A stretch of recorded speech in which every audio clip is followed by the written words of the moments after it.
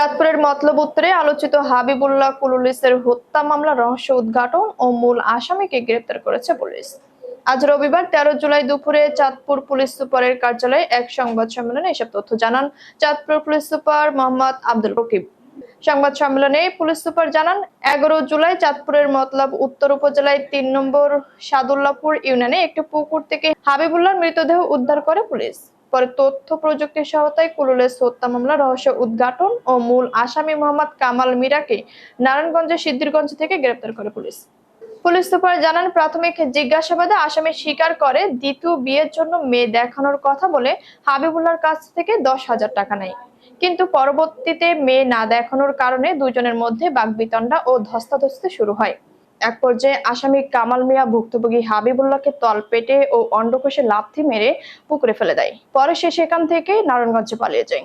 প্রাথমিকভাবে জানা যায় যে ব্যক্তিকে আমরা যে ভিকটিম যে ব্যক্তি সেই ব্যক্তির বাড়ি হলো নারায়ণগঞ্জ এবং সে কিন্তু ওই নারায়ণগঞ্জের ওই এলাকায় সে রিক্সা চালাতো এবং এইখানে সে 1-1.5 বছর আগে এখানে বিয়ে করেছে। এখানে তো আমরা প্রথমে ওখানে যে আইনানুগ যে ব্যবস্থা সেটা গ্রহণ করার সময় এখানে প্রাথমিকভাবে আমাদের কাছে এটা হত্যাকাণ্ড বলেই আমরা এটা আমাদের কাছে মনে হয় এবং সেই হিসাবে একটা আননোন মার্ডার হিসাবে অজ্ঞাতনামা আসামিদের বিরুদ্ধে এটা থানায় মামলা রুজু হয়।